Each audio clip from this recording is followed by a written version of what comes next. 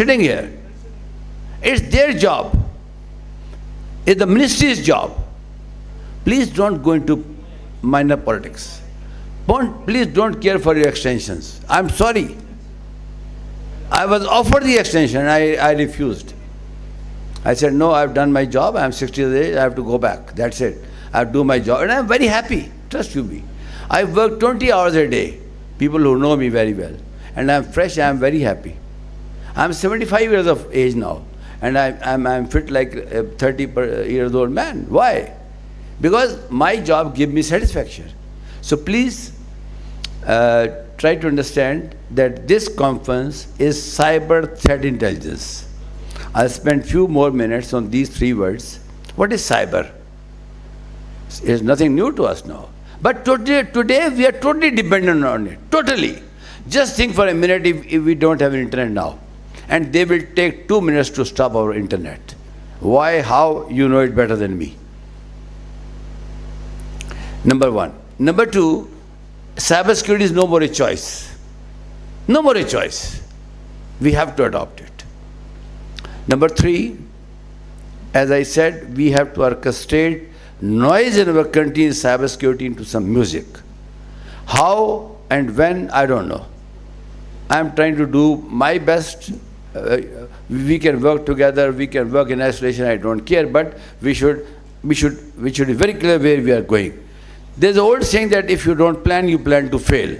So are we planning to fail? Answer is no. Absolutely no. Every one of us wants to be a successful person. Every one of us. And he or she should. This is the basic right of the human being now. But for doing that, we have to work together.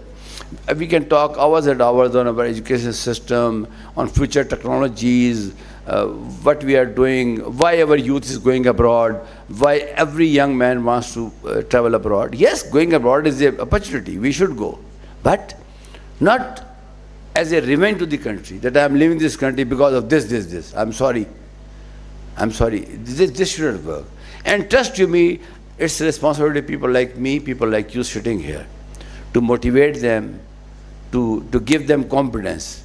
On a lighter side, मैं अक्सर कहता हूँ, अब तो भाई hope को hope देने की जरूरत पड़ गई है कि, frankly speaking, चले. तो साइबर के ऊपर दो आर्गुमेंट नहीं है कोई. Threat, yes. Threat is there. It is persistent. It's increasing day by day. Every rising sun see a new technology, and every rising sun see a new threat also. So we are trying to learn the technologies. Let's try to learn the threats. I think the speakers today, they are valuable speakers. Please listen to them. Don't go into gossips. Don't go into card exchanging. This is not going to give you anything. Try to learn here.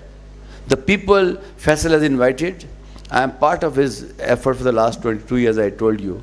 And wherever I am, I try to reach here because he is doing something very amazing. And I think this conference has a tradition that we meet together. We meet in the evenings also. To anybody who needs any support from Islamabad, from people like us, we are there. And my last comment about the opportunities we have. We have so many of opportunities. अल्लाह पाक का शुक्र अदा करना चाहिए. हर country हमारी तरफ देख रहा है, हर कंट्री के लोग क्या करेंगे. अगर हम नहीं दे रहे तो खुद अपनी तरफ नहीं देख रहे. हम छोटे छोटे अपने ज़ाती मफादात की खातिर, अपने इदारों के मफादात की खातिर, I don't care political reasons क्या हैं, हमारे पोजीशंस क्या हैं हमारी. एक एक आदमी इम्पोर्टेंट है हमारे लिए. एक एक आदमी इम्पोर्टेंट है.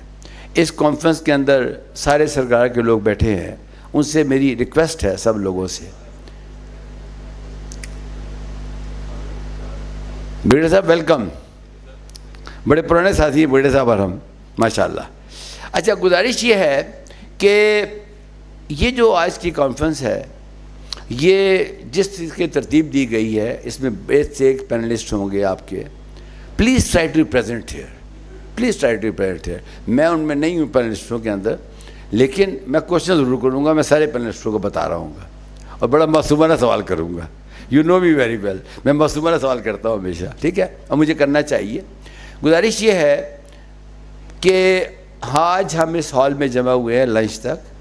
कोशिश करें कि ये दो हवाले से रिवार्डिंग हो. एक तो हमें सबको एक दूसरे के बारे में मालूमात हो कि हु इज़ डूइंग व्हाट, और नंबर 2 ये टेक अवे हो कि हम जिन मसाइल का शिकार है इस वक्त एज ए नेशन, पता नहीं कितने करोड़ बच्चे हमारे स्कूल से बाहर हैं, क्या हमें थ्रेट्स हैं, इदारों में क्या मसले हैं, भूल जाएं।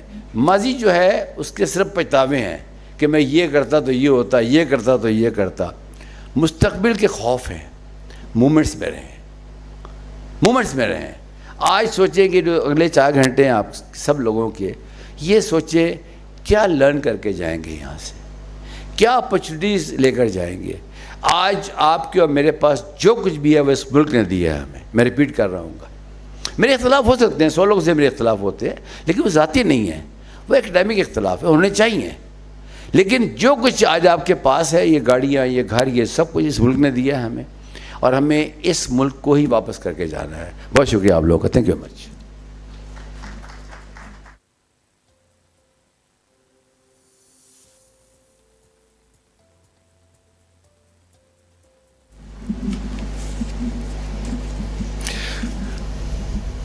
Thank you, Jafri sir.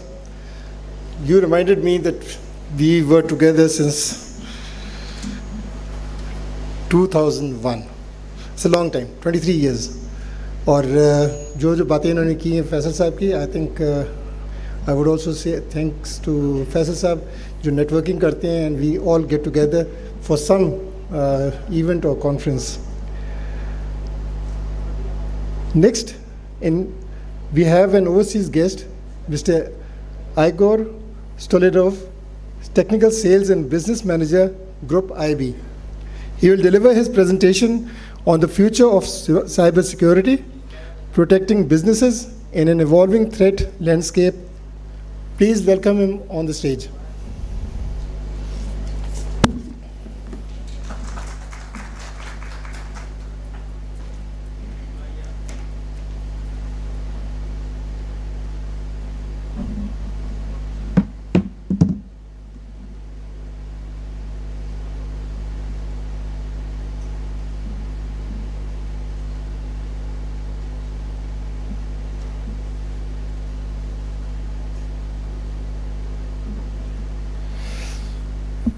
Assalamu alaikum, everyone.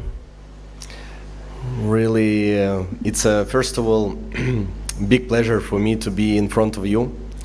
I see so many friends. It's first time for me personally in Islamabad. It's an amazing place, and I feel like at home, which is really important. And actually, I see the reason is because you are designing this environment. So it's a big pleasure for me, and it's an honor to be in front of you. My name is Igor Stoledov. I'm working at Group IB for 8 years. I'm developing the region. I'm focusing in Pakistan. So since last 1 year and a half. So there are big plans from the company organization perspective is to support this territory. I will share that some of the vision a bit later. Who I want to the agenda for today's conversation is to focus and give you some of the insights what we see from the Group IB as a cybersecurity company for the region, for the country. I will give you a light of who is Group IB, who we are, what we're doing, what we're performing. Then I will show you some of the statistics, and then I will highlight some of the approaches how we see the resilience of designing the resilience center to protect the organizations from different angles in the country level. Group IB is a cybersecurity company. We have more than 21 years of experience in the cybersecurity domain. What is Group IB by name? Group IB is staying for Group Investigation Bureau. At the beginning, and better sometimes to say not by words who we are, but actually presenting something when others talk about us, what we are performing and where we are focusing. Group IB is the official partner of Interpol, Afripol, and Europol, law enforcement agencies globally, where we help such law enforcement agencies to actually handle sophisticated cyber criminals attacks and activities, and actually identify who are the end threat actors. So the company initially, we mainly were focusing in 2003 on the investigation procedures, digital forensics, and incident response. We didn't have any technologies at that time because we were focusing mainly on how the threat actors, who are they, how they are working, what tools and techniques are they using, what technologies they're using, how they're finding the way to bypass different protection measures. And we were performing such activities and actions in different countries on the ground. So on later stages, we designed the technologies which give us today more insights actually, and help organizations to protect themselves also. So we have been, our specialist basically uncovered also a massive espionage campaign led by APT-27. So there are a lot of critical information where we engage in what our researchers and the expertise team is performing. We are operating globally. Group IB office is based out of the Singapore, our global HQ office for Group IB. We have the regional HQ offices. We have office in Dubai, our Middle East and Africa HQ office. We have office in Riyadh and Egypt, in Amsterdam, our European HQ. We recently launched the office in Chile on Latam. And basically, office, what I mean by office from our perspective is that it's a research, it's a team basically of the experts with the local expertise on the ground, because each country, each region, they have different attacks, different activities, different languages, different ways, different tools, different machine servers which are utilized on the local levels, right, in different countries, and it's different country by country. So you have to be on site, you have to know how the threat landscape is designed. And today, I actually would like to give you some of the statistics and information which we see as by our research and development centers actually for the Asia-Pacific region landscape. So the statistics which you can see, this is the APT groups, nation-state groups, which are the 5 of the most heavily attacked countries in Asia-Pacific. We can see Pakistan is one of them. We can see that there are different groups like Lazarus, APT-27, there is APT-41. So they're mainly and primarily attacking the government and military, the education sectors, the financial sectors, of course, telecommunication, and last but not least, the non-profit organizations. So primarily such APTs, they're focusing, of course, on the government level, so where they utilize, most of the time they utilize phishing as activity, as the common way to enter the organization, and then they perform the future exploitation of the attack itself. The next one is the underground cloud of logs. So, as we call them, UCLs, which are the basically providing the access to compromise confidential information obtained mostly by stealer logs. So stealer by like malware types. So we can see that in 2022, by the statistics, we see that Pakistan was not even affected by such UCLs. But in 2023, we can see how many activities in Pakistan coming to the 3rd place, actually, of those stealer logs which are attacking the country, basically, and how many cases were detected. And it's basically increased in general by 30%, right? And the Pakistan in 22, again, it wasn't even on the radar. But now they are attacking actually, and the people and the organizations getting in troubles. So we see this. There are different motives. There are different reasons why it's happening. From one angle, it means that the country is getting in the good shape, right? Because there is financial institutions. It means they're critical. Of course, we all know that there are critical infrastructures from the government, from the military side. So it means that a lot of threat actors are going and would like to attack the nation, the critical infrastructures. So that's why we have to be really in the proactive manner in such cases and have the visibility on how the attacks are happening. And that's where Group IB will help, of course. The next one is the data leaks for the region. That databases which are leaked, for example, breach databases, basically where the corporate emails can be leaked, their other emails can be leaked, and you can see the numbers actually spread at 98 million overall. This is the number for all of the countries, for Asia Pacific countries. How many actually entire contained, like the leak was contained the email address itself. Then there are 23 million the information consists of the password, and 289 million cases where the information consists also the phone number. So what that means? It means that there are a lot of leaks, a lot of information. It means that personally we have to be well aware where we're entering our information on the internet, on different websites. We have to be aware, we have to train our teams, we have to train our families, we have to focus on the education sector as well, at the high school, at the universities, in order to enhance the visibility and awareness of the cybersecurity attacks. What they are performing, how they're designing, and we are participating a lot actually into myself as well in different universities where we train actually and changing the mindset and giving the awareness how the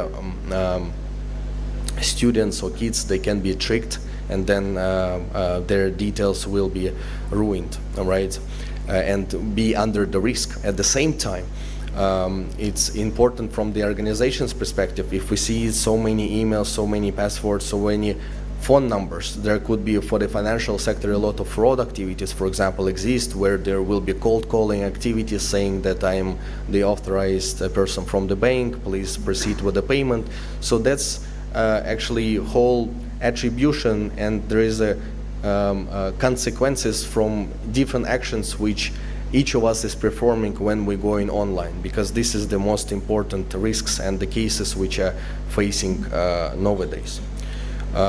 Some of the insights, since I have not long, there's a short timing, but I want to give you more lights and more insights. I will be more than happy to collaborate and give you more information, of course. Feel free to ask me also any questions. But some of the, some of the critical insights I would like to share with you, which is focusing on Pakistan primarily. As you know, we have a large threat intelligence team which is analyzing different cases. We have malware reverse engineer, we have the incident responders team, we have the forensics investigation specialists. So the expertise actually which we are focusing on, we are on a daily basis analyzing different types of activities, and we are breaking down them by piece in order to understand what is there, how the threat actors, what tools and TTP they're utilizing or using, the malware type, how it is functioning, how it's open up on the end machine, and so many actions and activities. So we have seen that there are top ransomware groups which are targeting Pakistan. You can see them all on the screen. Which is quite critical and important information, because ransomware cases nowadays are really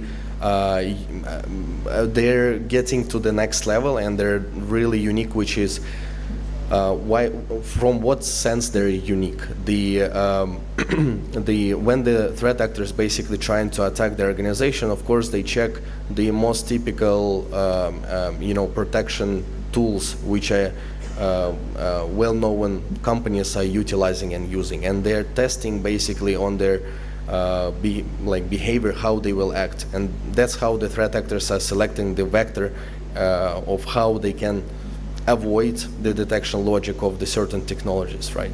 So from our perspective, we have designed special tools which are focusing not, for example, on signature-based analysis. They're focusing more on the anomalies, what is not, which is unusual behavior of the certain types of malware, for example, or certain attack. And that's where we having the understanding of the new types of activities happening by the threat actor. Also, the top malware targeting Pakistan, the red line stealer. It's they compromised a lot of accounts basically by this particular stealer log.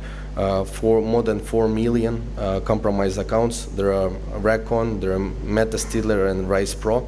So they're really heavily focusing, and we see their activities and analyzing on the frequent basis in order to be updated what is happening actually. The next slide, I will take 2 more minutes of your attention. So how we see what is the resilience center, what is the approach to be taken on the ground. Having said and performing and sharing you the statistics numbers, it's important to also guide and brainstorm also together, maybe sharing, you most welcome to share your vision of how you see it, but from our perspective, focusing on purely on the cybersecurity aspects in different countries, we see that the most important from the approach is to have the localized research sources, basically, right, where the most critical information is taking. It's a localized expertise, basically the researchers, and that's what we're designing. We have a dedicated research people focusing on Pakistan in particular, as it's our focus region within Group IB company and strategic on the country level. So we have a dedicated team of experts and analysts who are focusing on the research and analysis, reverse engineering of the certain types of the malware. And it's synergy between the people, process, and technologies. This is the really important part where the processes, right, should be in place. Then the technologies should be aligned on the pain points. To understand the pain points, there should be proper analysis has been made pre-assessments or test, different testing from the penetration testing, red teaming, in order to know what to focus, what to put in place of the organization. Plus, from the team perspective, right, it's important to check and see what is the skill set of the people, because you know, by words everybody trying to be in a good shape, but when it's coming to the real attacks and activities, it's mandatory to enhance and proactively work constantly with the security teams within the organization in order to enhance their knowledge. And what we do in at Group IB, we designed a huge approach where we have a focus on the technologies perspective, which are giving different activities and indicators and sensors, which basically will be attributed within one platform. Plus there is a services portion which we're performing, where we have a dedicated forces only focusing on the service, from the trainings, from the prior assessment, compromise assessment, vulnerability assessment, investigation, incident response, forensics. So we are performing a large scope of the services. Why? Because we know what are the pain points. We sharing them with the organizations. We want to help, and we look forward to enhance the approaches, the strategy, and to focus together and work as one team between the collaboration with you in Pakistan on the national and the segregated levels.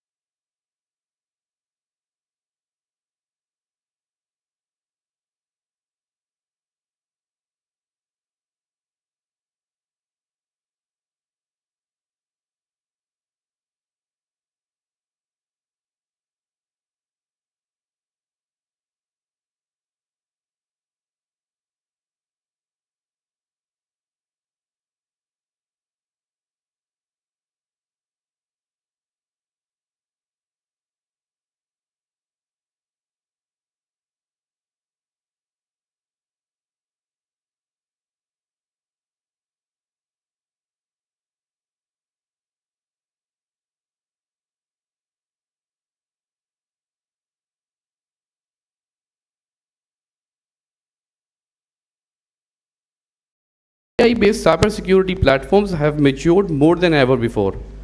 Today, with an AI-based cybersecurity tool, we can leverage, optimize, centralize, and accelerate a company's threat detection and response.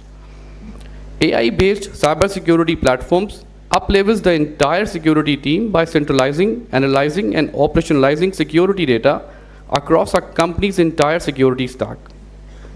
AI-based cybersecurity platforms empower smarter, faster decision-making with actionable insights by providing security teams with real-time, holistic end-to-end visibility across an ever-changing security ecosystem. This transforms SOC teams into proactive defense teams by allowing them to stay ahead of constantly evolving threats. AI can analyze large amount of data in real time to identify potential threats and to anticipate attacks. Again, according to Gartner, AI can automate the detection, analysis, and mitigation of threats, reducing the time it takes to respond. AI can identify potential vulnerabilities in real time in customer networks and systems, allowing organizations to take proactive measures and prioritization. AI can predict where and how an organization is most likely to be breached, helping them allocate resources to areas of weakness. AI can make advanced security tools available even to a smaller organization. AI can work with human analysts to identify and respond threats more effectively. AI can continuously learn from new data to adapt to emerging threats. While AI is a powerful tool for enhancing threat detection and response, it is also being leveraged by cybercriminals to conduct more sophisticated and automated attacks. To strengthen defenses, organizations must adopt a balanced approach, leveraging AI to streamline SOC operations while continually evolving their security strategies. As cyber threats continue to evolve, a proactive approach with AI-enhanced cyber detection, such as next-generation XDR platform, DNS detection and response, next-generation SIEM, and AI-enabled SOC platforms are essential to maintain a strong cybersecurity posture. This is the end of my presentation, and now I would like to invite Mr. Ali Manzar, CISO of the Bank of Punjab, on the stage for a fireside, and Mr. Zishan Siddiqui, CISO of Bank Al-Falah.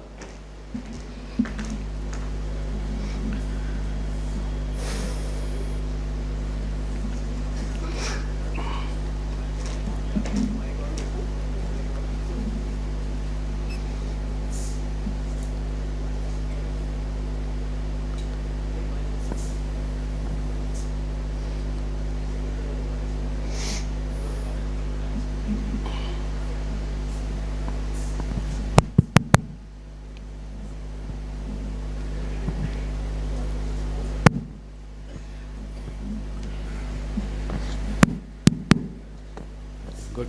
Assalamu alaikum. So, my first question would be with Zishan Saab. Zishan Saab, in your opinion, what is the role of artificial intelligence in cybersecurity? Thank you, sir, for inviting me here. As per my CISO's opinion, the role of AI in the cybersecurity, I would like say that it's really a game changer, and it's a future of technology. One of the biggest strength of this AI is its speed. You know, we are dealing with a lot of data. We are dealing with a huge data set, and number of vulnerabilities, number of false positives which we receive at the SOC. Our SOC analysts are busy in investigating. So AI helps a lot. This AI technology, if we utilize it properly, you know, it requires quality data set. It requires specialized skill set. So if we feed these type of things into the AI, we can achieve the result as we desired. So there are so many benefits. I can communicate here properly. These all of the benefits, but some of the benefits like speed, its predictive analysis, its cut down the false positives and its automation. If we automate the response, like if we identify any of the device that behaves suspiciously or abnormally, by using that concept of automation, we can isolate that device and act accordingly. So to me, yeah, this AOI is a promising future, and if we utilize it properly, yeah, definitely. Thank you. Absolutely. Thank you, Zishan. Ali bhai, from your perspective, are you, by the way, using any AI tool in your organization, like for cybersecurity operations? As you can see, I've come from Lahore. So, God bless you. thank you. Yeah, so there are many AI tools being used to serve the business, where they design new products and find better ways to serve our customers. So within security, I think and I believe that AI has been an integral part of many security tools for more than a decade now. They have been inbuilt in our endpoints, in our EDR, the email security appliances, the SIEM itself, the SOAR itself. They have their inbuilt AI capabilities. One might argue that the old school AI heuristics was there, but now the advanced ML with NLP has come to the fore to strengthen the traditional information security tools. Very nice.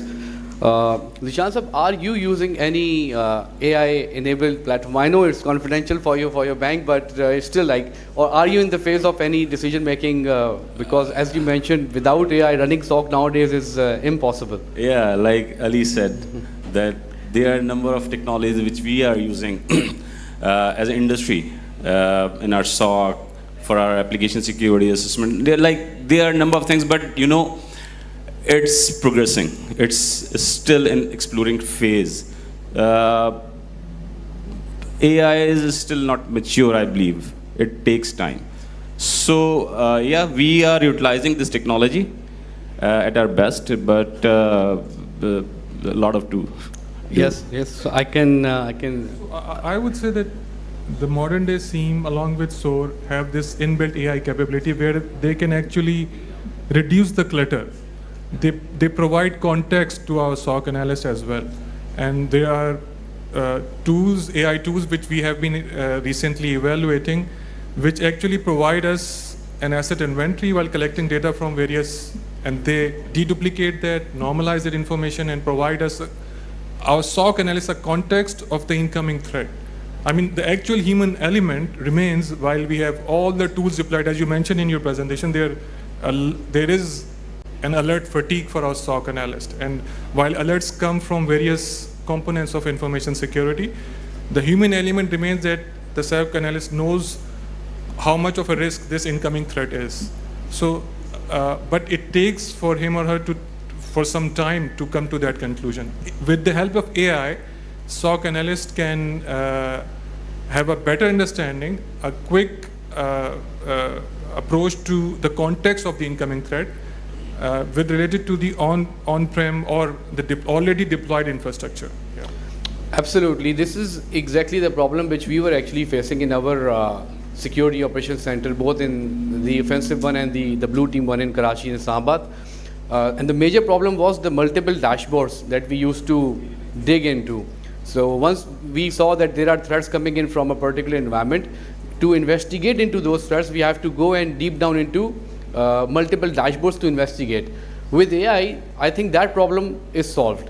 And from Zishan Saab, from your perspective, how do you see the adoption of artificial intelligence in our banking industry, in the financial institute? And because AI can also be leveraged, like cyber threats to optimize cyber threats in any particular organization. So how is the adoption? And most of the, just a rebuttal on this, most of the AI-based cloud platforms are hosted overseas on overseas cloud platforms. So what is your take on this? As industry, yeah, we are leveraging AI in the cybersecurity. we are getting there. We are getting closer, but need to do a lot. We need to put maximum efforts on this side, and there are few things which I believe to do to achieve this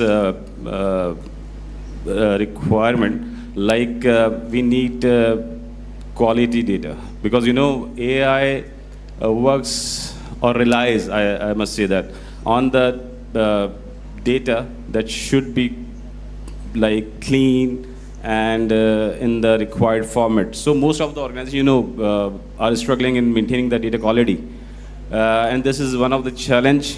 The number two, which I mentioned earlier in my comment, that the resources, the skill set, because AI and cybersecurity both are two different domains, and these are two specialized domains. And if we say that we need to combine these two concepts, AI and cybersecurity, so specialized, skilled professionals are required to take a lead.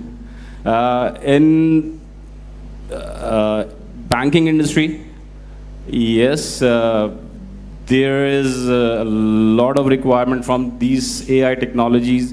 As you mentioned, that SOC analysts receive like millions of alerts on daily basis, different dashboards, and we are still struggling with a single dashboard which can provide us proper monitoring and quick actions. So yeah, we are working on this side. We are seeking help from the vendors, from the partners, that please bring some specialized tool set from across the globe. Thank you so much, Zishan. Ali bhai, my last question with you.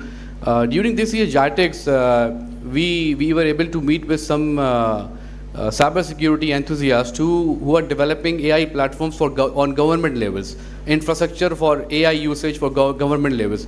What is your take on that? Like if our approach goes down to this pathway, we develop AI enabled cybersecurity platforms on government infrastructure, and then use those platforms to enable our SOC operations, rather than optimizing the AI enabled solutions from overseas.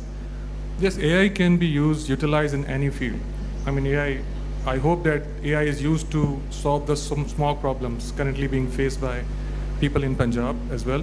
So yes, if your question is referring to developing local infrastructure to host AI tools, absolutely, that would be a good idea, because on-prem you can still reap benefits from AI, but it is going to be a compromise if you deploy AI tools on-prem, because AI requires loads of data and compute, and an ongoing update with the cyber threat intel which is being updated. So it is going to be a good idea as far as cybersecurity is concerned, that if there is some local infrastructure being developed to provide various industries with the cybersecurity tools, I think it's going to be, and we would love to adopt that, and I also think that regulator might not have a problem with that as well. Amazing. So you would prefer a local infrastructure than a cloud-based infrastructure if it is being provisioned locally in Pakistan?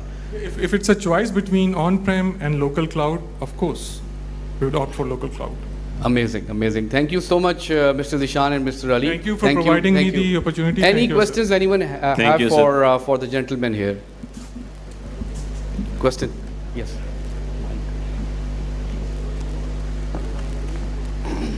Mike.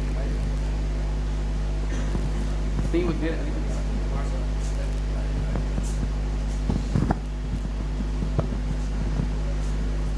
बहुत शुक्रिया जी। मैंने कहा मौका करीब मत जाना जाए।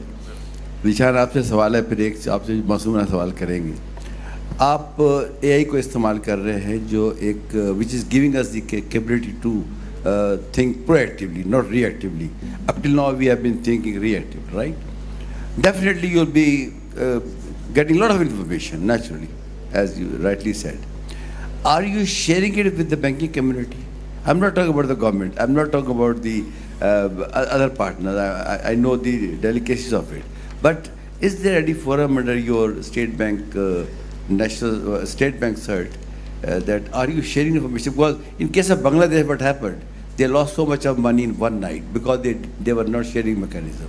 So can you answer it? Then I have a question. Sure, Marsab. Bilkul at the PBA forum, we all CISOs collaborate. We share whatever we identify, our investigations. So yeah, at this forum, we collaborate. And it is a requirement of State Bank as well. But you know, ये वाला area जो है इसमें बहुत काम करने की ज़रूरत है. हम ओपनली बहुत कुछ शेयर नहीं कर रहे होते, कुछ fears हैं जो कि हमें क्योंकि ये साइबर ब्रीचेस पहले हम सुनते थे इंटरनेशनली कि यूएस में कहीं हो गया, यूरोप में किसी कंट्री में हो गया. अब हम अपनी आया चंडीगढ़ रोड जो कराची में है वहाँ पे बहुत फ्रिक्वेंट सुनना शुरू हो गए कि पाकिस्तान में अब साइबर अटैक्स होना स्टार्ट हो गए. अभी रिसेंटली 2-3 ऑर्गेनाइजेशंस ऐसी हैं जो हमें बहुत सपोर्ट करती हैं. सप्लाई चेन के अटैक्स हुए. जब तक हमें प्रॉपर इन्फॉर्मेशन नहीं आएगी कि एग्जैक्टली व्हाट हैपेंड देयर, तो हम कैसे अपने एनवायरनमेंट को, इंफ्रास्ट्रक्चर को अगेंस्ट दोज ब्रीचेस सेफगार्ड कर सकते हैं. बिल्कुल अमर साहब, आपका क्वेश्चन बिल्कुल सही है. हम अपने जानते कोलैबोरेशन करते हैं एट सम लेवल, बट इसमें बहुत काम करने की ज़रूरत है. बहुत शुक्रिया. आपसे एक सवाल ये है मेरा कि जो फ्यूचर थ्रेट्स हैं ना, उसमें सबसे बड़ा थ्रेट क्लाइमेट चेंज नहीं है, डिसइंफॉर्मेशन है, मिस इन्फॉर्मेशन है. वो आप भी समझते हैं. And it has been recognised globally कि अब अगले 2-3 सालों में जो थ्रेट्स हैं वो डिसइंफॉर्मेशन, मिस इन्फॉर्मेशन के हैं. बैंकिंग सेक्टर एक बड़ा इंपॉर्टेंट शोबा है, मैं समझता हूँ. इसमें भी डिसइंफॉर्मेशन आ रही है कि, और उसके जो वेस्ट इंटरेस्ट के लोग हैं वो हमारे दुश्मन हैं, बाहर बैठे हैं हमारे से. They are taking us different faces. आपसे गुजारिश ये है कि पता नहीं आप उसके मेंबर हैं कि नहीं, मेरा एक फोरम है CSAP का, आप होंगे ख़ास उसमें, हर आदमी उसमें है. मैं उसमें कहता हूँ जी आपने मालूमात नहीं देनी कि ये हो गया फला bank, because any wrong information about one bank is going to destroy the bank, right. हाँ, सोशल मीडिया उसकी भी नहीं सुननी है हमने. जो गवर्नमेंट के जो इलेक्ट्रॉनिक है, मैं समझता हूँ ये जिम्मेदारी है PTA की, वो उसकी जिम्मेदारी ले अपने ऊपर. जो चीज़ चैनल से नशर हो जाएगी वो हम ज़रूर डिस्कस करेंगे. इस सेंसिटिव को अभी हम मेंटेन नहीं कर पा रहे. छोटे छोटे बैंकिंग कंपटीशन, बिजनेस कंपटीशन की वजह से वो बात फैल जाती है फ़ौरन. एक रिसेंटली एक गवर्नमेंट इदारे के बारे में बात की, नहीं करनी चाहिए. इस पर आप समझते हैं कि कानून की ज़रूरत है कि जो पहली दफ़ा डिसइंफॉर्मेशन फैलाएगा उसको FIA पकड़ लेगी. Thank you. जी बिल्कुल, इस चीज़ की तो ज़रूरत है कि जो सेंसेशनलाइज न्यूज़ है, because a bank running smoothly won't make a news. A bank being attacked would make a news. So following sensational karna, ratings बढ़ाना, and there are many sources of information now at the platform of social media. I should share that there are many AI tools or AI-driven tools which actually help us identify if there is any sentiment going on against our bank on various social media platforms. And we are in contracts with various organizations or digital risk protection companies who are in contact with Alphabet and Meta to take those posts down. So we try to act proactively as well. But your point is valid. There should be some regulation addressing this concern. Yeah. Thank you, sir. Thank you all. Thank you, Asad, Ali Manzar and Zishan. इतना डरा रहे हैं ये लोग AI के लिए. अगर आप फ़ोन भी ऑन कर रहे हैं, you say I want to go to a restaurant, तो रेस्टोरेंट की सारी लिस्ट आ जाती है मोबाइल में before even you start searching for it. और even so I would say if you just keep everything in your mind, don't speak, it's okay. But the moment you speak or the moment you think about it, it's already out. Okay, now let me invite our next overseas speaker, Mr. Haitham Nasser, Cyber Security Specialist. He will deliver his presentation on Inside the Shadows, a quarterly glimpse into cyber threat evolution. We are pleased to have Cisco as the industry engagement partner of CTI 2024, Mr. Haitham Nasser.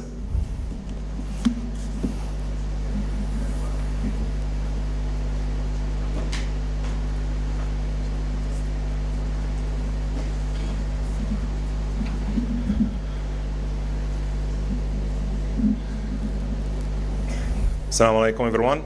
So, thank you so much for your time to attend my session. It's an absolute pleasure to meet all the cybersecurity leaders in the country. My name is Haytham Nassar, and I'm the cybersecurity specialist working with Cisco. And for today's topic, I decided to go through our quarterly report. I'm sure all of you know Talos. So Talos is our cyber intelligence for observing all the incidents worldwide. Also, we have a team, more than 500 security researchers worldwide, observing almost more than 550 billion security events daily. And definitely with the help of the researchers, and definitely we cannot forget about the AI, as my colleague and previous speaker mentioned. We are trying to have this observation and try to mitigate it. So Talos provide a quarterly report on what we for the past 3 months in terms of security trends, what the threat attackers today they are thinking, what are the top trends that they are focusing today, and how can we mitigate it. So what we observed in the quarterly report, 3 major things, actually multiple things, but because of the limitation of the times, we have almost 20 minutes.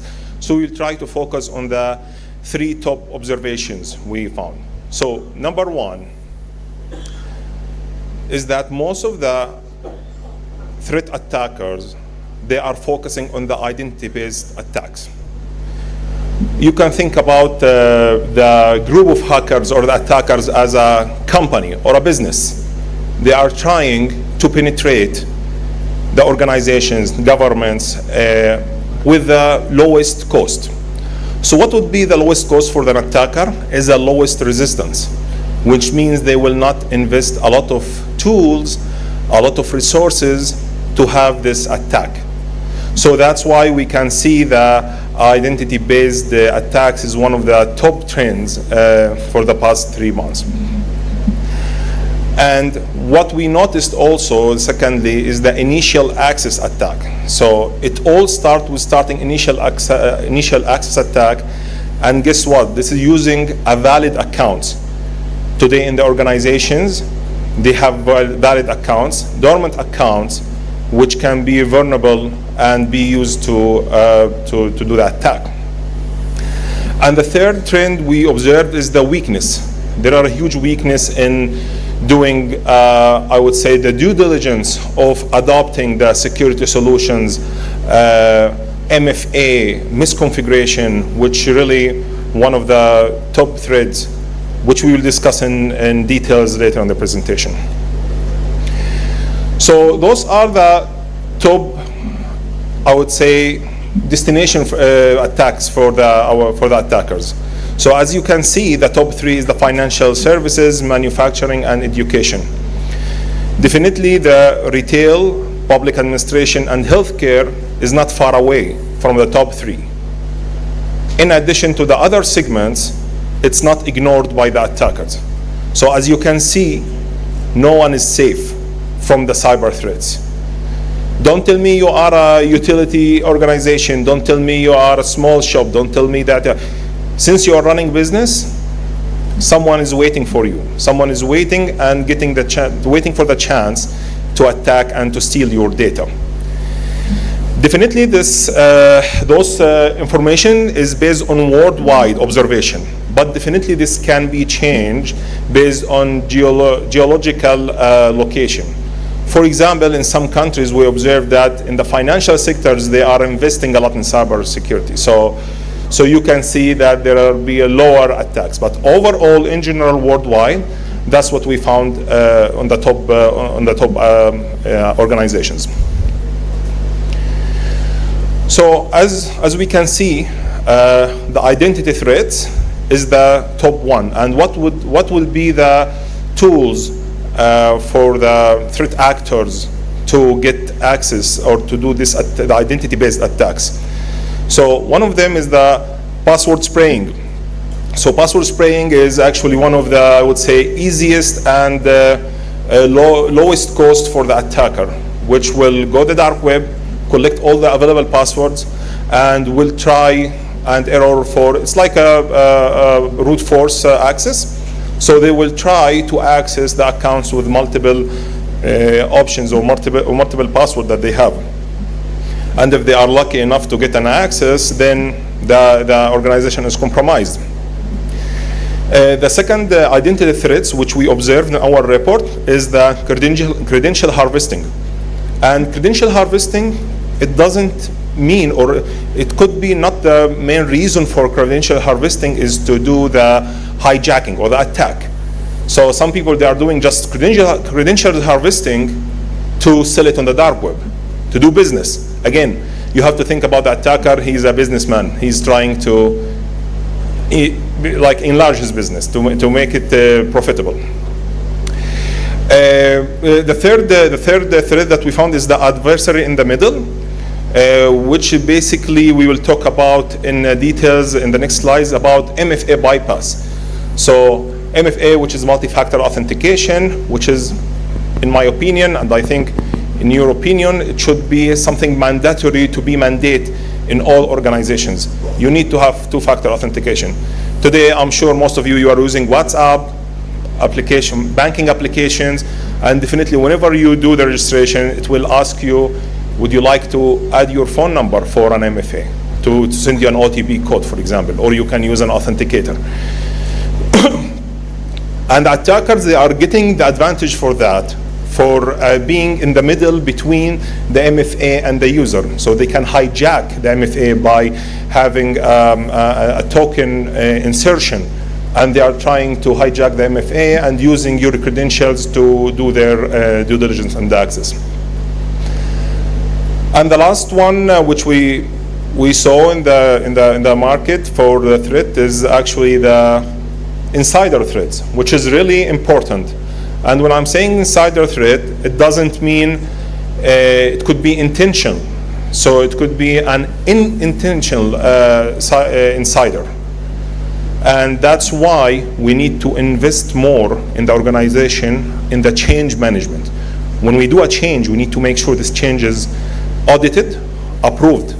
We need also to make sure that we're using penetration testing as well, to make sure if we have a good insider, like even if the insider, he's a good person, he doesn't intentionally wants to break the system, we'll make sure he's following the rules and the due diligence to secure our organization. Another pillar of the report which we issued is actually the ransomware threat. So ransomware, what we observed for the last 3 months, like 25% of all the incidents worldwide that we are monitoring is a ransomware attack. And from the incident that we got engaged as Cisco, it was 40%. So you can imagine how ransomware today is increasing, and ransomware will not come it will not come like quickly. It will not come by instance, right? It's a result of months, sometimes a year of work by the attacker, which doing pre-ransomware activities, like for example, data holding. So data holding means that the attacker got an access to the data, and he will keep up resistant for this data and to monitor the environment and to see what's the best target. And believe me or not, this will take sometimes months and years for the attackers to understand what is the goldfish or what's the catch here. After the data holding, it could be data exfiltration. So sometimes the whole aim of that attacker, and by the way, remember the attacker is not one organization, it's multiple organizations, so they could be a multiple attackers for the ransomware. So one attacker will be focusing on getting the access and sniffing your resources and making sure which one is the most valuable one. And the other attacker or the the partner in crime, what he will do the ransomware in the date and time, because ransomware, once it's triggered, it will ring the whistles and the bells in your organization. It will be obvious. You will have a pop-up screen that your data is encrypted, pay this and this to get your data. It's obvious. But this will not come by just a click, no. So that's why we want to make sure that all the procedures that to prevent the pre-ransomware attack is already taken in place. And those are, as you can see, the top ransomware that we found during the last report. So, the ransomware attackers, again, we found out that what is the, I would say, the top infection vector that they are using to start the ransomware attack is actually using a valid accounts, which is, as you can see, by a very high percentage, and it's one of the top 3. And the next will be the exploit of public-facing application, and driven by compromise, and then user replication using the USP and just observation. But why I put this slide, just to highlight the importance of posturing your accounts, posturing your identity providers, to make sure that you have a valid IDs, not dormant one, and not being used by the threat actors. So, how the attackers gain credentials? Definitely most of those ways or techniques you already know about, like for example the phishing, sending a suspicious URL that listen, you win the lottery, you have just to put your bank account to get some deduction or something like this, so then they will get your information.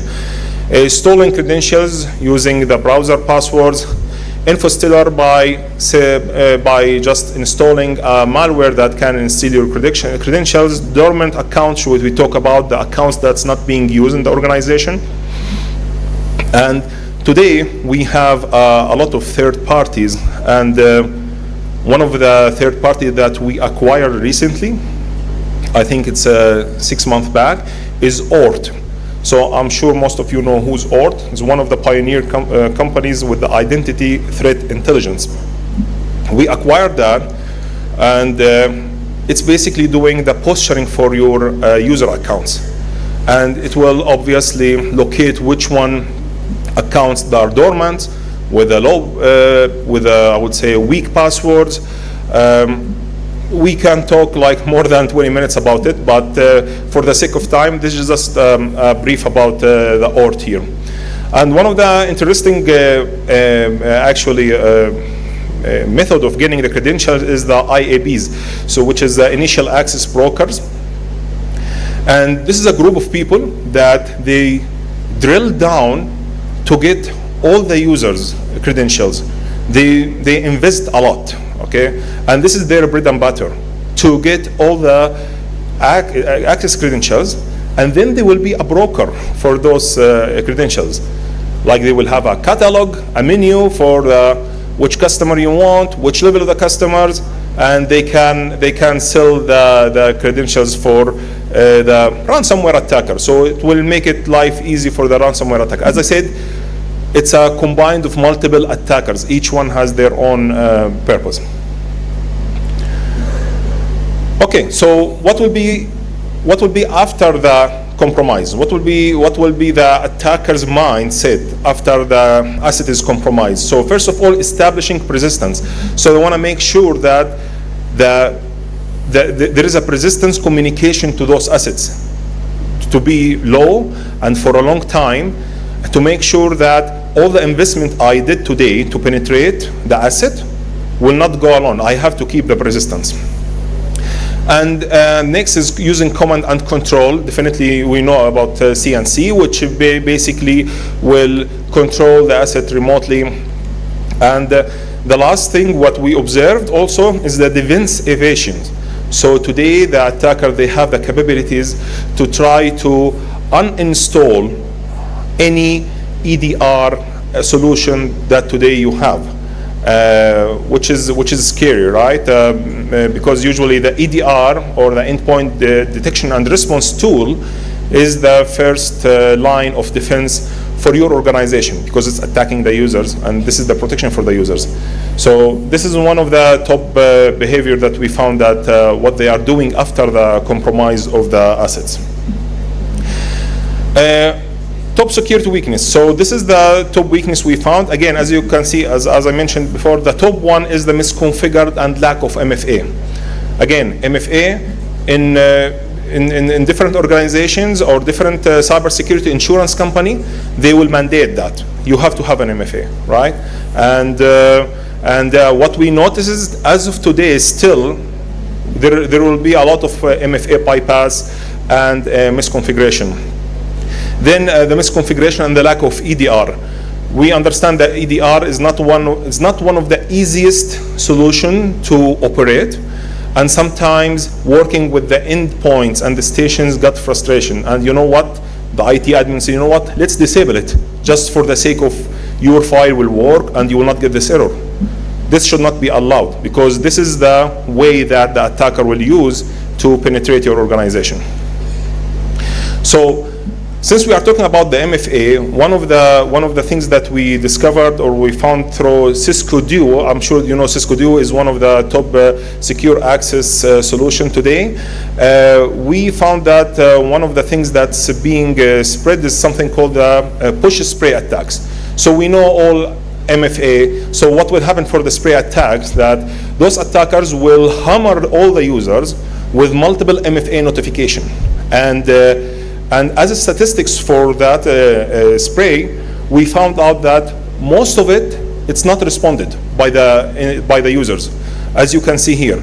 And it's only 5% that the user can be got in the catch and accept those malicious MFA requests.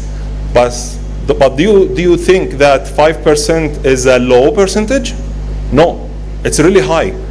So because it needs from the attacker only one account to be compromised, and your organization is in risk. So this is one of the things that we need to build on. And for the MFA push, what we found out in Power Statistics, that when the attacker sent up to 5 requests for that users, most of the users will accept it, because they will fed up, they will be getting annoyed by the multiple push, and they said, you know what, I will accept it. I don't know what is it, why it's coming, maybe it's hanging, maybe it's lagging, and they will accept that. And this is the way that the attacker will be penetrated. And a very low number of users will accept that after maybe the third 10 or 20 request of push. And what we found also for the MFA request, we found that it's in the peak during the working hours. So the attacker or the threat actors will utilize when the people go to the work, they'll try to log in and mislead them by pushing the MFA requests. And yeah, during the login, you will maybe say, this is by mistake, I will accept it. And also in the log off day. So this is the peak between 9 to 3 p.m. This is US zone, but definitely it's applicable in any country zone.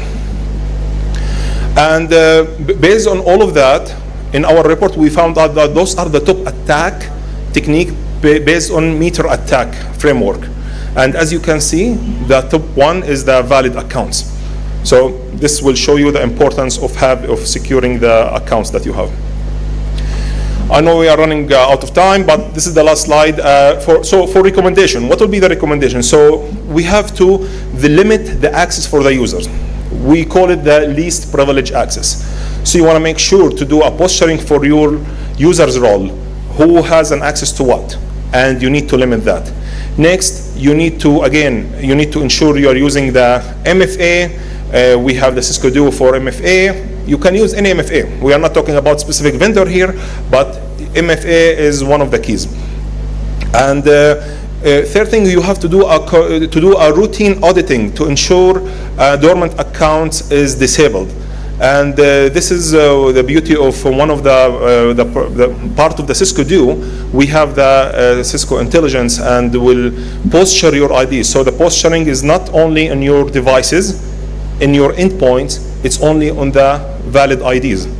Today, if I have a login request from Ahmed today from Islamabad, and after 2 minutes, I found the same request from Karachi, this is an impossible access.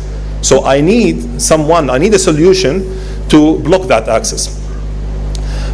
Consider zero trust. So we have to consider zero trust in all the architecture on the user level, network, and application. Then we need to focus on segmentation, and especially in the critical assets. So network segmentation, application segmentation as well. And finally, we have to actively threat hunt through XDR. So XDR is a technology term. I'm sure most of the organization, they have an XDR platform today. You need to utilize the threat hunting technique that's based on that. And this is our website for Talos Intelligence. You can access it. You can have more deeper look into those information that I presented. If you have a question and answer, please If you have any questions, please share it now. I'm here till the end of the session. You can bypass. We can have a chat. So yeah, please. Here's a question.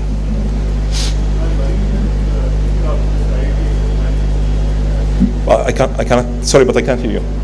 Can we have mic for him, please?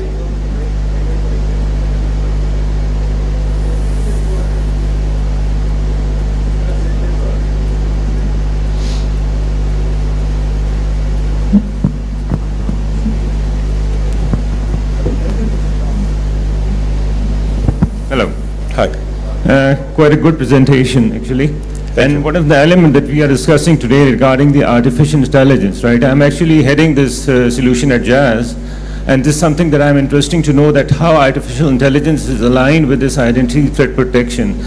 What sort of initiatives you guys are taking in that perspective? This is what I'd like to know. Thank you. It's an amazing question. Thank you so much. So today, within Cisco's portfolio, with the security, even with the non-security, by the way, artificial intelligence is a core component today. So again, as I mentioned about the acquisition of the ORT. So ORT is the identity threat intelligence, and it's based on AI as well. So today, it will understand the behavior of the users. One of the behaviors that I mentioned about the impossible access. One of the behaviors today that we can work on, for example, yourself, for an executive position today, you have an access to application X, Y, and Z. And those applications, you should access them in a weekly basis, okay? But for some reason, you didn't access it for a week. 1 week passed, and you didn't access them. So the AI will understand that there is a change of the behavior, because this user is trying to access this in weekly basis, and it's mandatory for him, but he did not. Then I should revoke the access for him. Something happened with him. Either your role changed, or you are out of the company and your account is dormant. So it will highlight that. So this is one small aspect of using the AI. Again, in our solution as well, like Cisco XDR, our SSE as well, it's enabled with something called AI Assistant, even with other platform with Cisco as well. So AI Assistant, you can consider it's a chat GPT, but officially from Cisco. So you can ask immediately in your normal English language to create a policy, to show you the top 5 policy that's being hit. What is the policy that could compromise your organization? In a very general question language. You don't need to be a guru, a deep technical to know those stuff. So we are adapting that, and we have, inshallah, next quarter we will have a new product. We will be, it's already announced, but still not general available, which is called HyperShield, which is basically a native AI working on the kernel level, which protecting the assets, the users, and the applications. I'm sorry, we can speak for the whole day, but I know that I'm exceeding my time. So please, we can have a side discussion if you'd like. But thank you for the question. Thank you so much.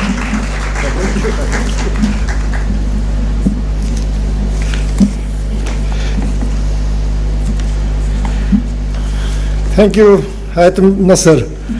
Actually, we are running short of time. We are already 15 to 20 minutes behind, so we can have question and answers later. The speakers will be here. We have another young and indeed a very learned Mr. Aslan Iqbal, Director CTM 360 from Bahrain. Aslan will be speaking on proactive mitigation and environment hardening through a TTP-focused approach. Please welcome him on stage.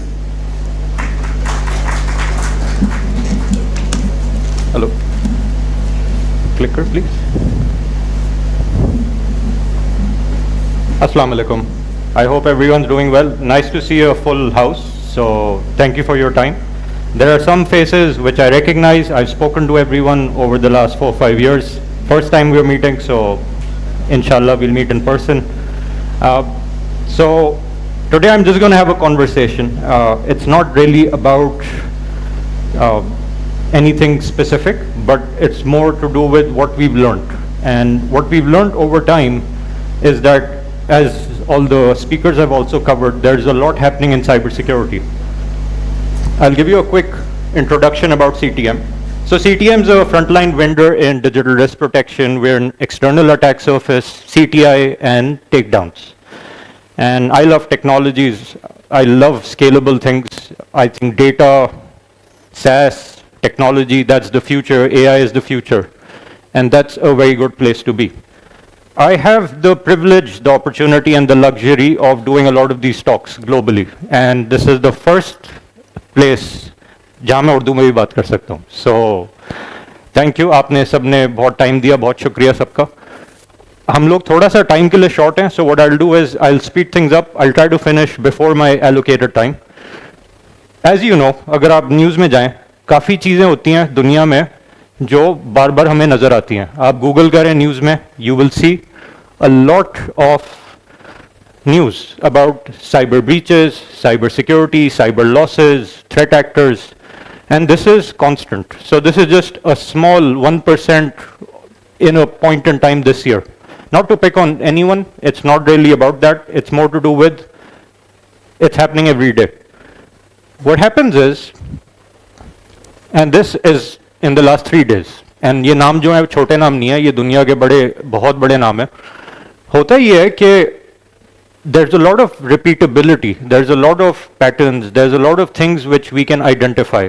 The gentleman before me very rightly identified some of the top techniques. And what we see is, if you go back 1 year, Q4 of 2023, it's nothing different. And what happens is, the more deeper you get into it, the more you start understanding that, and by the way, this is from Q4 2023, इसमें भी बहुत बड़े नाम है. And it's not to do with any one country, and it's not to do with any one sector. What happens is, it's a worldwide problem, a worldwide acknowledged thing that everyone needs to collaborate on, coordinate on. And if you go back maybe a few years, 6, 7 years, it was nothing different. As I mentioned, we see a lot of repeatable aspects. When I say repeatable, and I'm a fan of repeatability, because then you start understanding patterns. You can't see this on the slide. In fact, most of the text is not very visible, but this is the traditional defense in depth architecture. So while you can go pretty wide, you also have to understand you have to go pretty deep. And not everyone has unlimited money. Budgets are pretty constrained. And so what happens is, a lot of the CISOs out there have to pick and choose. They have to make do with what they have. And in an ideal scenario, you would deploy everything. You would go wide and you would go deep. But unfortunately, in the real world, it's not really the case. So then what happens is, you make the best out of the situation. And you can go North America, you can go Australia, and everyone in between. But hota ye hai कि because everyone's juggling, you're working with, and it's 3 things. There's technology, there's process, there's people. Between the 3, you have to find the right mix.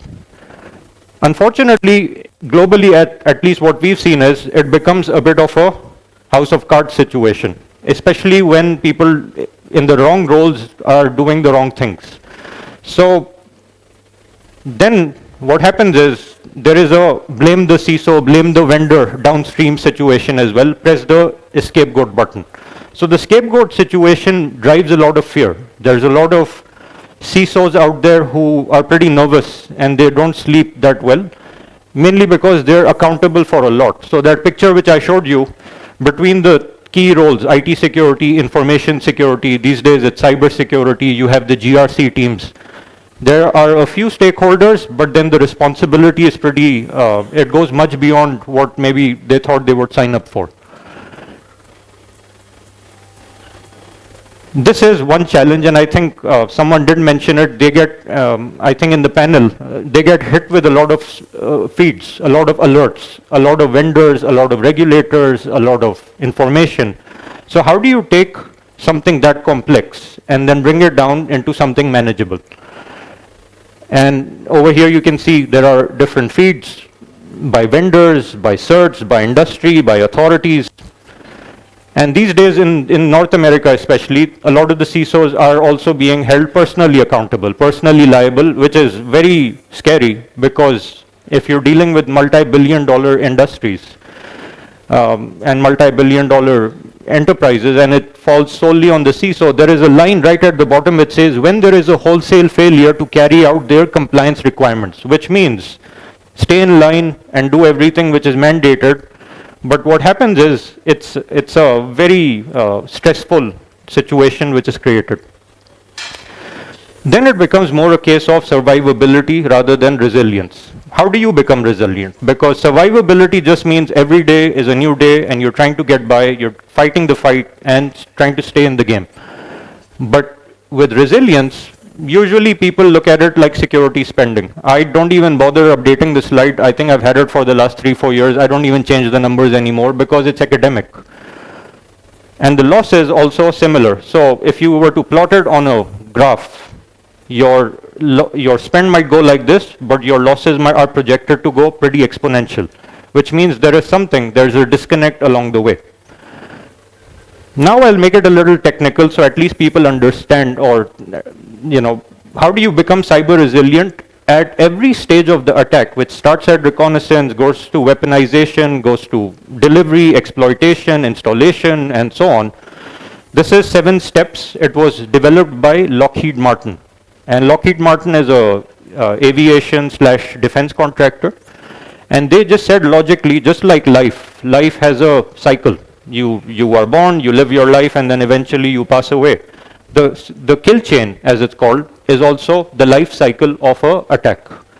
So the attack is more to do with how do they get into the first stage, how do they get into the second stage, and how do they get the ultimate winning objective. For us, we study this, we like, as I said, understanding patterns, and a lot of these it's pretty intimidating, this picture. But what will happen here is there is a finite set of techniques, as they're called, and within this, people have to understand when you're mapping the attack, where does it map to? So this is famous, it's called the MITRE attack framework. For the students of threat intel, this is a no-brainer. You should be possibly looking into it and it's a lot of fun when you start mapping these different attacks as well. But what we see is in the repeatables, especially when you go a little more technical and a little more deeper, there are certain things, and this will cost you 0 rupees. This is nothing to do with vendors. This has got nothing to do with software, with expensive installations. Within the organization, there are certain services, certain techniques which are open all the time. And for example, because people in the audience might know, Mirza Star, the CEO, usually does these talks. He talks quite a bit about PowerShell command scripting interpreter, which is T1059 in MITRE.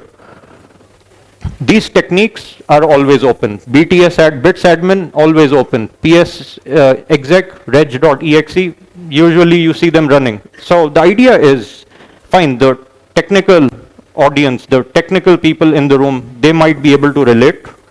But आपकी जो support staff है, आपकी secretaries, cashiers at the counter, admin, so on, उनको ये services की ज़रूरत ही नहीं है. कोई भी command prompt में जाके कुछ service और कोई command execute नहीं करेगा. तो हम लोग कहते हैं इसमें जाके at least look into your environment. How can you harden? The 7 steps of the kill chain, because I like reading a lot, so I read a lot of books. Malcolm Gladwell said a plane crashes because 7 steps sequentially, there's a lot of failures. It's nothing to do with technology, it's got nothing to do with implementations, it's more to do with the sequence of failures. And the MITRE attack is also 7 steps. But over here, if you should read this book, it's called Outliers. What happens is the weather is poor, it's, the pilots are stressed out, one thing goes wrong, another thing goes wrong, another thing goes wrong. So what is preventable is at some step in the sequence, how can you prevent, not be reactive, but prevent something from going wrong. As I mentioned, bits admin, cert util, common services, see them all the time in pretty much every threat actor report out there. This is known as the pyramid of pain, and you can't do a CTI discussion without talking about the pyramid of pain, because once upon a time it was hashes and IP addresses and domains, and depending on the maturity, it just depends. Some SOCs are still operating on that philosophy that if I know everything about my neighbors, then we're good. But now the world is moving increasingly towards the TTP. So you can take a picture. So the TTP aspect is more to do with tactics, techniques, and procedures. And there are 2 ways you can do it. One is harden, one is chase it. So both ways these days are being done. We published a report recently. Please do read it. It's got a lot of the new age ransomware happenings which are out there. So it's a good read. It will tell you the different situations, how the threat actors are also evolving. And this is another one we did last year, and over there you can see. So phishing, valid credentials, and command scripting. It's pretty similar to the previous discussion, the previous talk that we just had. I'll skip this, and again, this is a bit more mapping to the different elements in the life cycle. And then it gets more detailed. So this is all in the report. If you Google it, I'm sure you'll find it, or you can do it from our website as well. 10 years ago, 15 years ago, when we did this study, these were the threat actors in 2015. And you will notice I mentioned command scripting. So it's similar. 10 years have gone by, nothing has really changed as such. And is it practical? Absolutely. I mean, you have to understand the environment and not just do it because I said it. You have to understand it and do it in a more practical implementation. So then a lot of these different individuals, they will, they will see the result. In fact, they will see no result because you disable the service, they will know nothing has changed. I did want to, I'll skip these slides because I do want to get to, I'm on to my last minute. And यहाँ पे, again, risk prioritization. अगर आपको CTI चाहिए भी, you can start with your organization, you can look at your technologies, आपके vendors, आपके peers, आपकी industry, आपकी country, आपका region, globally, and then of course, not applicable to everyone, आपकी subsidiaries, आपके partners, companies of interest, nth party कहते हैं supply chain risk में, third party, fourth party, and nth party means beyond the extended ecosystem. Third parties are very important. So what happens is everyone is so focused on themselves, then they just assume everyone's on the same page. But third parties is a huge risk these days, and काफी इसमें issues भी आ रहे हैं. This is a report done by McKinsey. I'll just take 10 seconds about Pakistan. So ITU की एक report है, and उस report में वो हर साल एक mapping करते हैं in terms of maturity. You'll be happy to know Pakistan actually ranked in role modeling, tier 1. And माशाल्लाह से ये बहुत अच्छी improvement है because कुछ साल पहले, 4 साल पहले ranking 79 थी. So you can see in a short amount of time, काफ़ी progress आई है. At a national level also, cyber resilience is very important. So ये भी एक report है. Please do read it. It's a very proud thing because आप अगर देखें, सब कुछ almost all the right checks have been done across the different. So that is quite different from what it was 4 years ago. So I'm out of time. I'll skip a few things. And on that note, thank you so much. Appreciate it.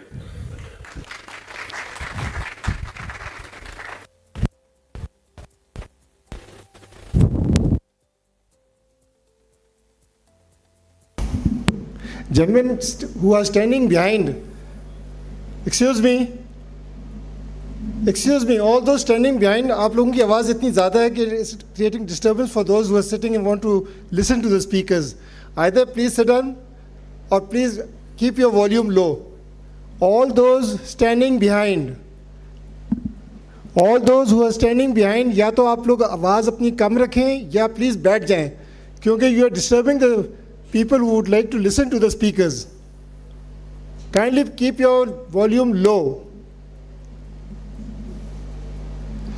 Next we have, thank you Arslan Sab for a very nice, proactive speech that you gave.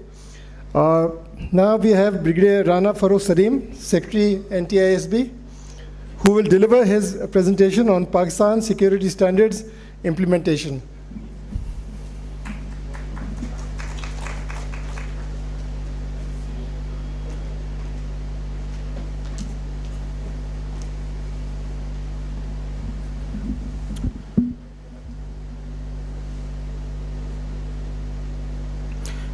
Bismillahirrahmanirrahim. I am Brigadier Farooq, Secretary NTISB, Cabinet Division. So I have very less time because I have been told कि आपके पास सिर्फ 10 minutes हैं और I have to finish it up within it. So without wasting any time, I'll start my presentation.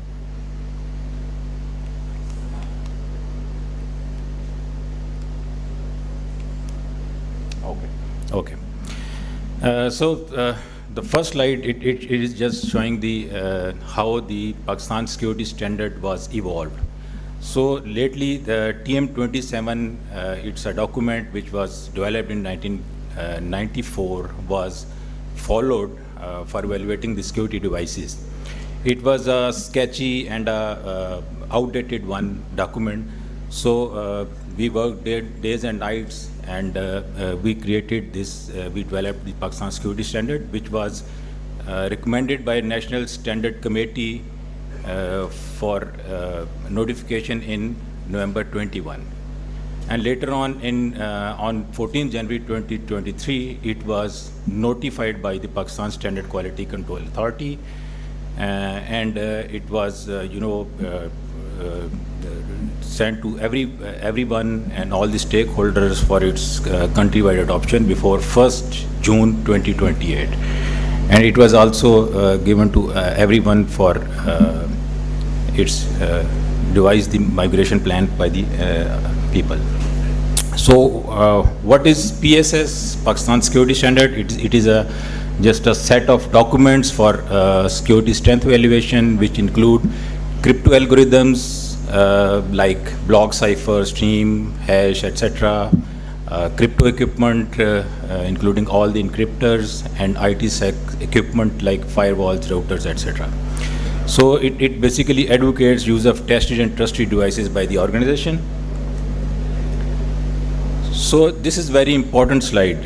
It's important for the industry because we often get confused that after the implementation of Pakistan security standards, we cannot, buy or use the IT equipment. So PSS does not deal with the equipment and software with no claimed security features, like consumer electronics, smart devices, consumer IT equipment like mobiles, smart watches, etc., and general purpose software. So it doesn't, deal with the any kind of equipment which are included in import clearance or port restrictions. So this slide just shows the structure of the Pakistan security standard. So it is like, the set of like 40 books. So the first two books, if you can see on the first, the public domain documents, they are available on our Cabinet Division website, and anyone can download it free of cost.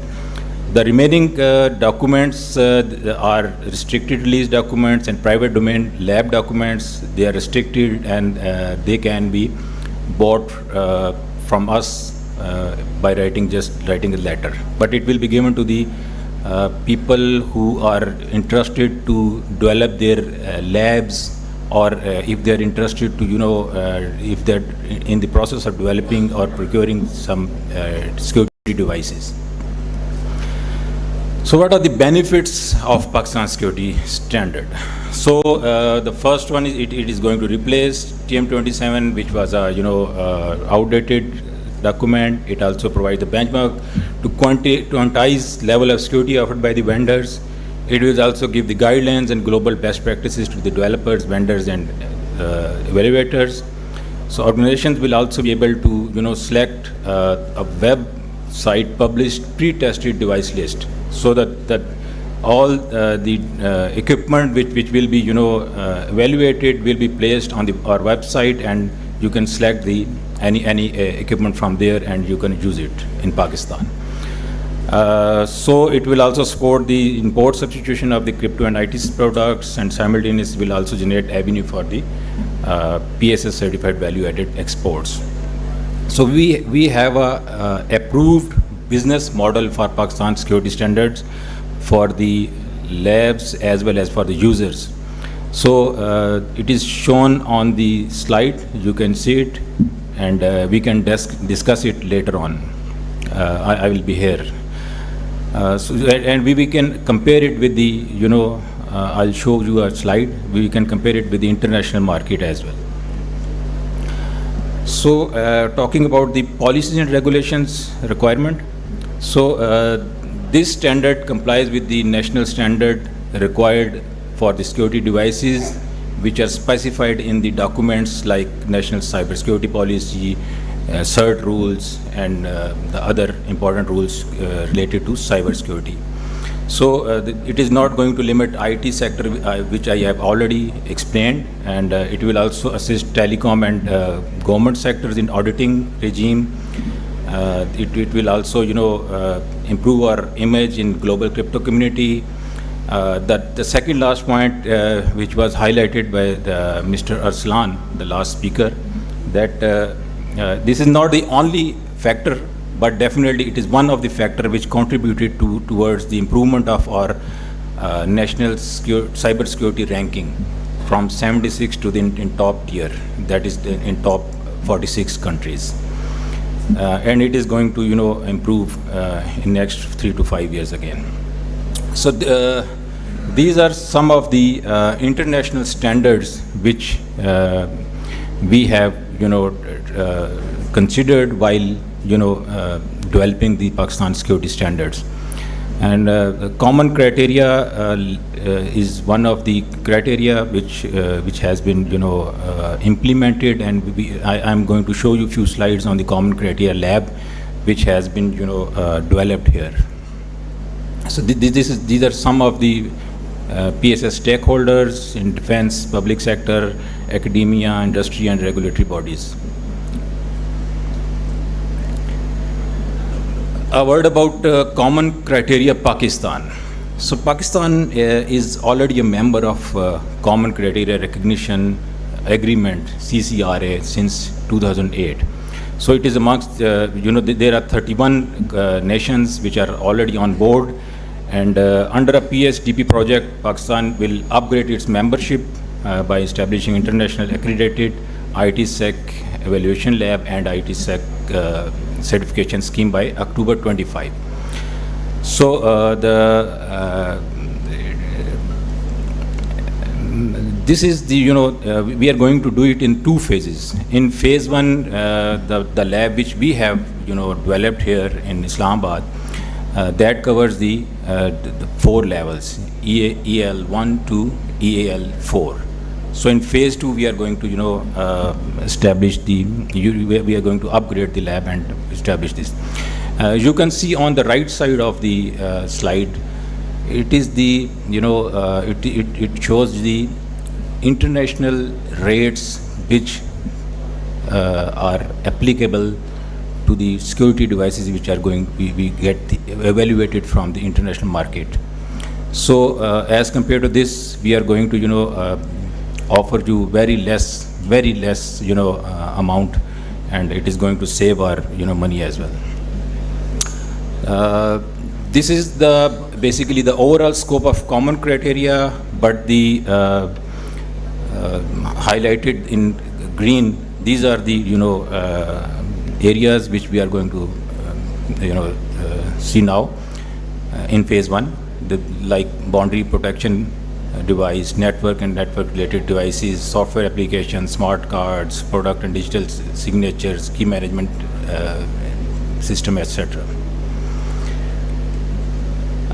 This is just the glimpse of the lab which we have recently inaugurated. It was inaugurated by the Minister of Planning and Development.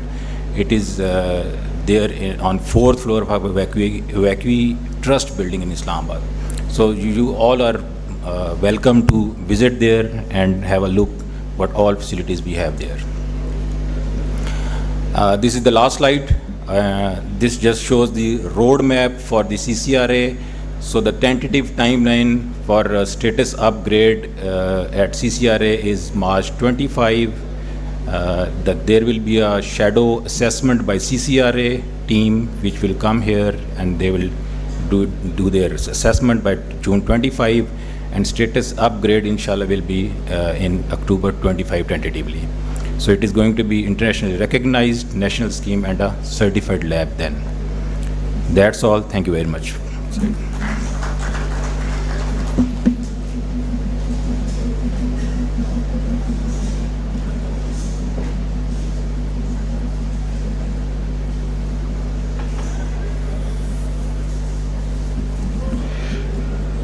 Thank you, Brigadier Farooq. You finished 2 minutes before, so we can catch up on time. We are already 15-20 minutes late. May I request, kindly जो पीछे खड़े हैं उनसे मैं दूसरी दफ़ा request कर रहा हूँ कि आप लोग या तो खामोश रहें या फिर अपना वॉल्यूम कम रखें, क्योंकि इधर तक आवाज़ आ रही है, यहाँ पे डिस्टर्ब हो रहे हैं. And that's embarrassing for the speakers who want to come and speak to you. It's embarrassing for them also. Without further ado, I would like to invite the chief guest of today's summit. Please welcome on stage Mr. Syed Junaid Imam, Member IT, Ministry of IT and Telecom.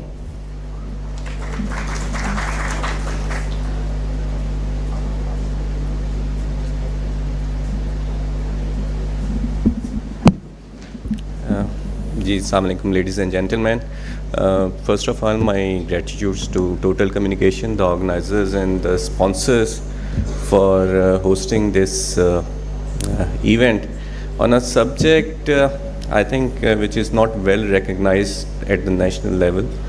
I think it's a very important subject. I am just coming straight from a workshop, a 2-day workshop of different stakeholders for building the digital public infrastructure of Pakistan.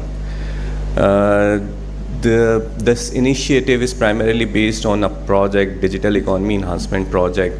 The purpose of the project is to transform Pakistan digitally, where no citizen in the country requiring any government service has to go to any government institution.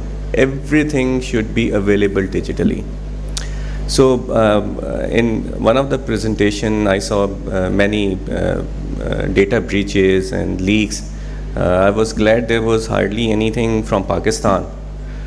But I think it's not because we are a very cyber secure place. It's probably we have not done a lot as far as even digital transformation is concerned. But I am really worried that if the overall agenda of digital transformation is successful and if we don't take necessary measures for cybersecurity, what would be the situation? So on one hand, there is one realization with all the stakeholders that digital economy is the future of Pakistan, and if we want to take Pakistan on a road of economic prosperity, we have to ensure the digital transformation of the country. We have to leverage digital economy.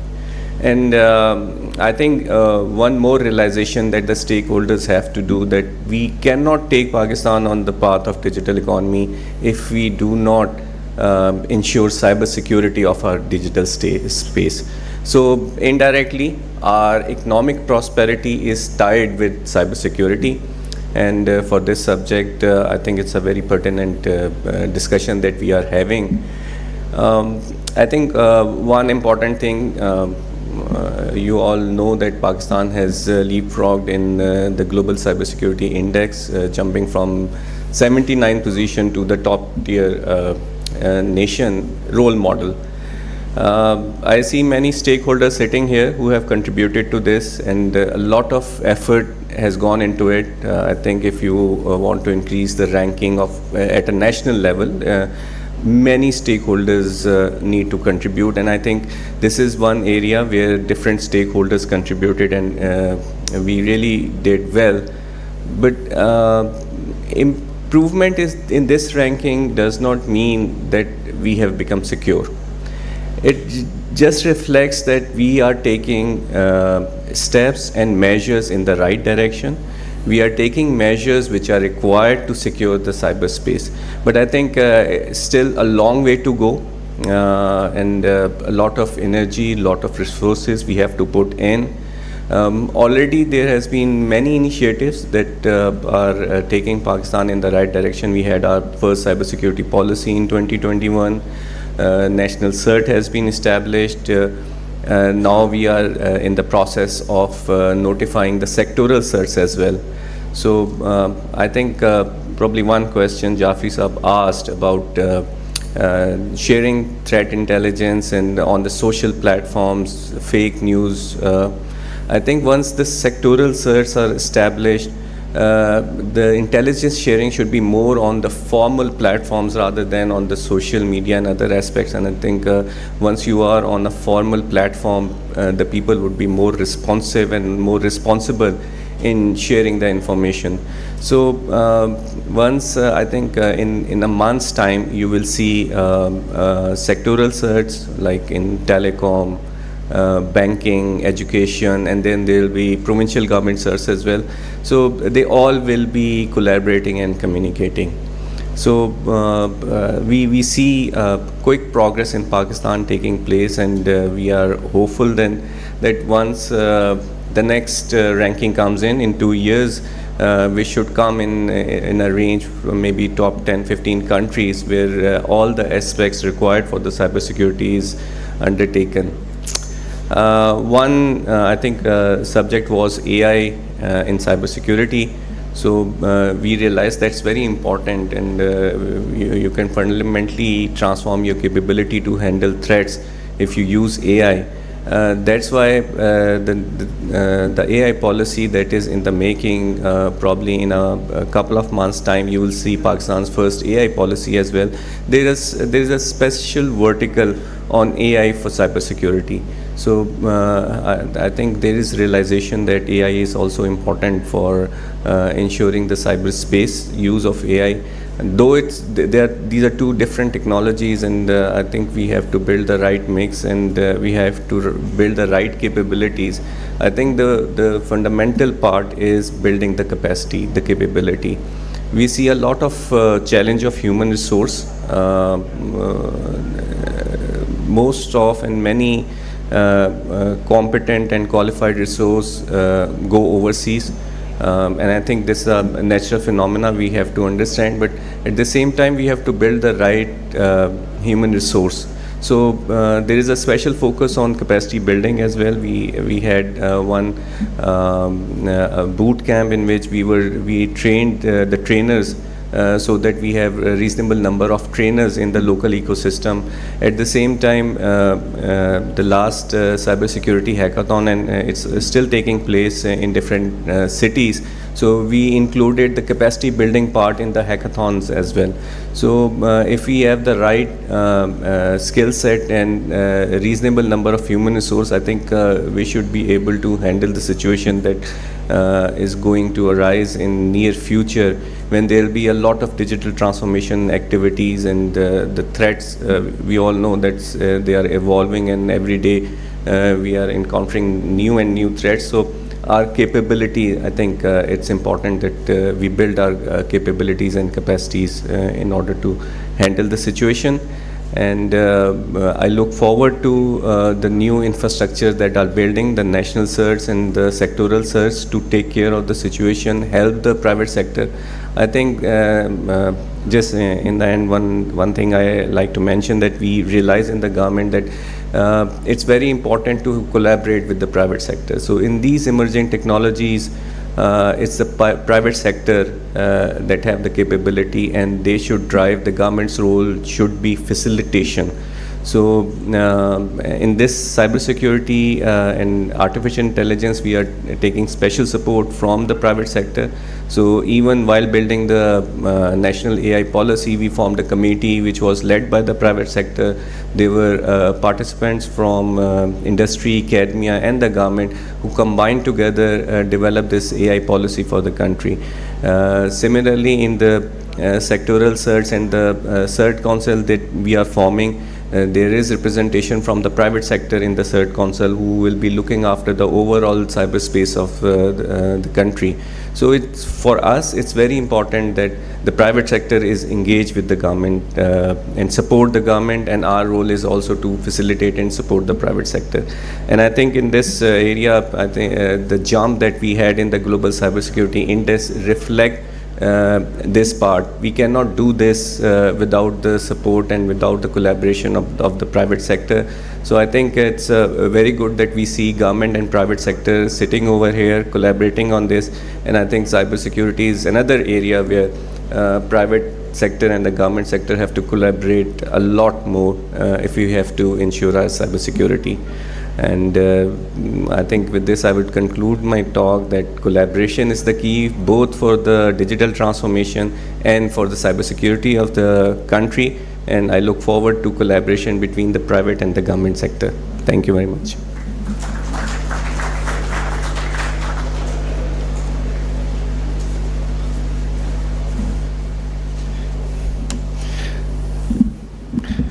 Thank you, Mr. Syed Junaid Imam Sahab, Member IT, Ministry of IT and Telecom. I wanted to request Mr. Faisal Rahim, CEO Total Communication, to join, but he's already on the stage now. So, saving on time, we will be handing over some few shields to the sponsors. First is exclusive sponsor, Secure Networks, Mr. Asad Effendi.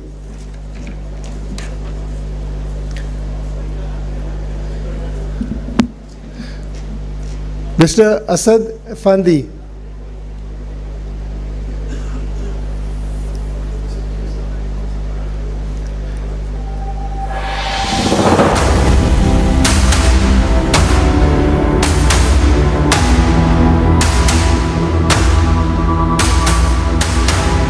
मैं समझा कोई James bond की picture शुरू होने वाली है. Industry engagement partner Cisco, mister Aslan Zahid. Music को ऐसा कर दे प्लीज, म्यूजिक ऐसा कर दे. Industry engagement partner Cisco, mister Aslan Zahid.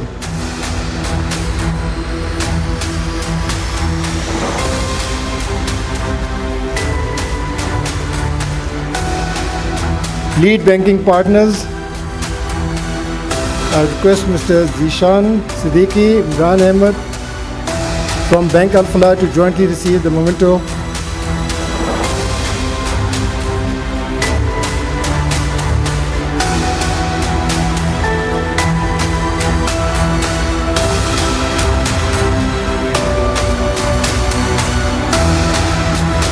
Music ऐसा कर दें please.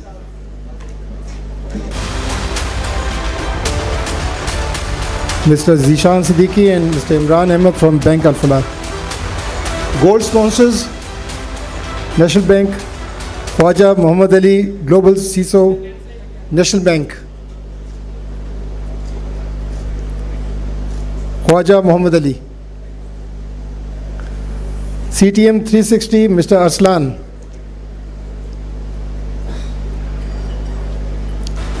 Kaspersky, Mr. Dimitri.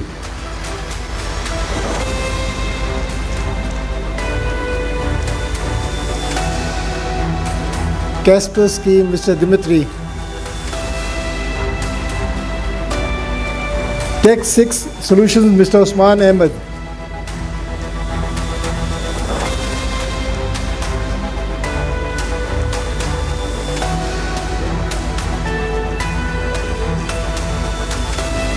किधर से?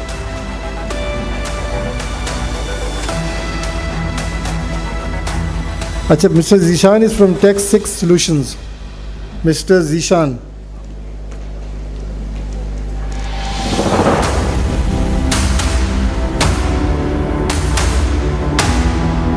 Force Point, Mr. Umair Siddiqui. Mr. Mohammed Umair Siddiqui.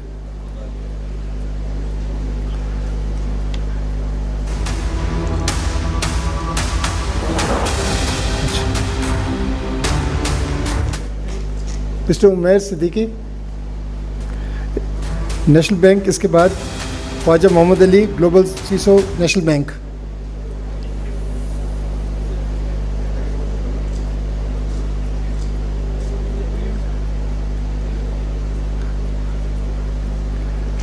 S2 Zikurian, Mr. Safdar, CEO S2.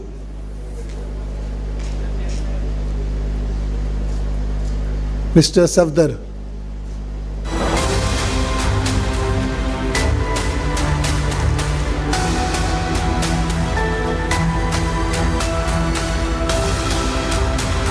Mr. Safdar S2 Zikurian, CEO S2.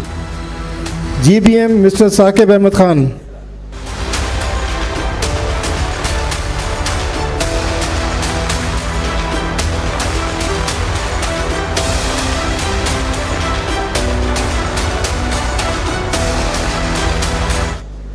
GBM, Mr. Saqib Ahmed Khan. Comtel, Mr. Ziad. Mr. Ziad.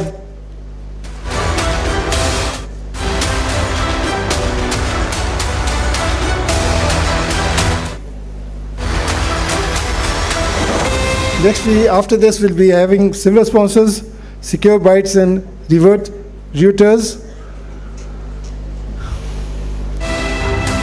Comtel, Mr. Ziad.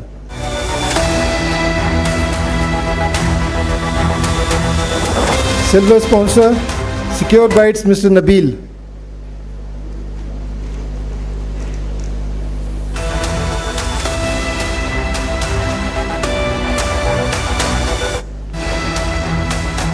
Reuters, anyone from Reuters? Anyone from Reuters?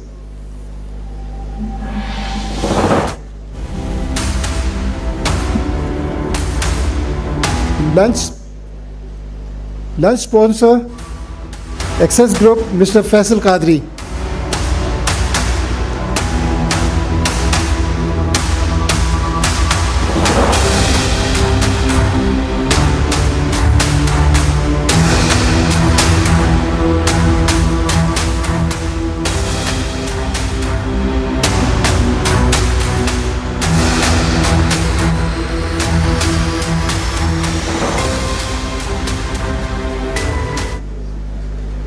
Now Faisal Rahim will present shield to our chief guest.